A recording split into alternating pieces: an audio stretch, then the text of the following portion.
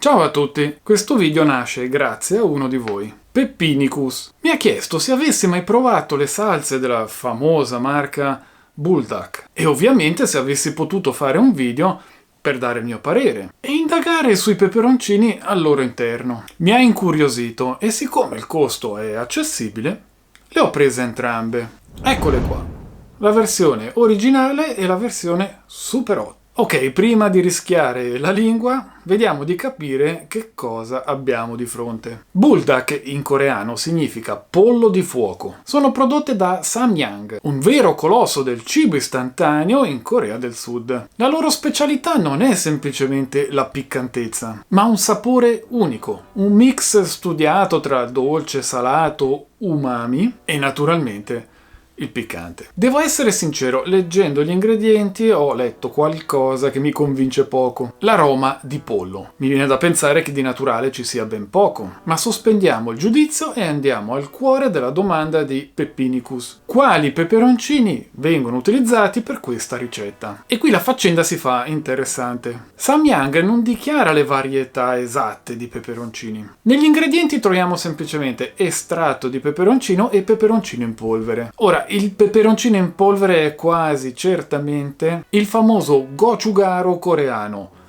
e spero che si pronunci così. La varietà nello specifico dovrebbe essere il cheongyang, e anche qui perdonatemi per la pronuncia. Pare sia uno dei peperoncini più piccanti utilizzati in Corea. L'estratto invece, normalmente, serve per la botta di calore puro e di solito si ricava da peperoncini ad elevata concentrazione di capsaicina. Detto questo, non aspettatevi gli Scoville delle salse estreme che ho provato nei video precedenti, e qui vi lascio il link, come quella di Troy primo. Ma ora basta teorie. Queste non sono salse da assaggiare a cucchiaio, sarebbero sprecate. Queste salse meritano un vero piatto per essere capite. E siccome la curiosità mi sta divorando, andiamo a creare la base perfetta per queste salse. Nel frigo c'ho poco: tofu e funghi.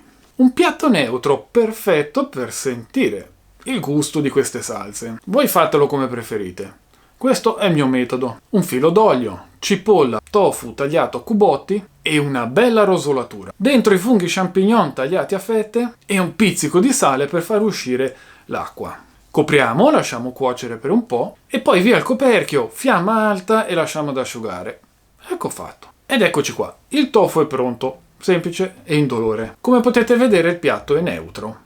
Perfetto per sentire appieno il gusto delle salse. Dividiamo il campo da battaglia. A sinistra ci metto la salsa originale e a destra quella Super Hot. Ed è il momento della verità. Partiamo con quella originale.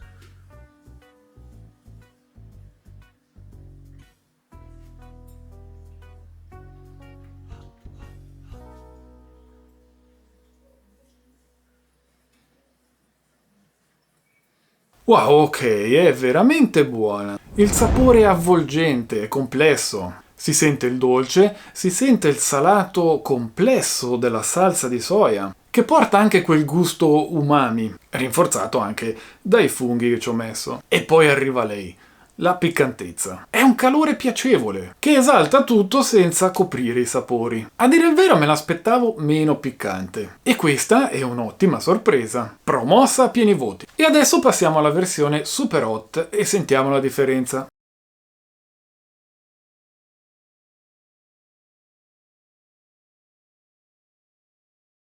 Sì, ok, è decisamente più piccante, ma... E qui arriva la sorpresa. Ho l'impressione che sia meno saporita. Sembra quasi che per pompare la piccantezza abbiano sacrificato un po' di quel sapore ricco di quella originale. Magari meno salsa di soia? Non lo so. Ma adesso facciamo la prova del 9, il test definitivo. Tofu nudo e salsa. Prima la original, sapore pieno e ricco. Ed ora la Super Hot. Confermato. La salsa originale è più gustosa. Non di tanto, sia chiaro. Il DNA è quello. Ma la Super Hot è meno complessa. Un punto in meno al sapore e uno scalino in più di piccantezza. Quindi il mio verdetto finale. Queste salse sono fantastiche, ma diverse. E a chi le consiglio? La Bulldog originale la consiglio a tutti.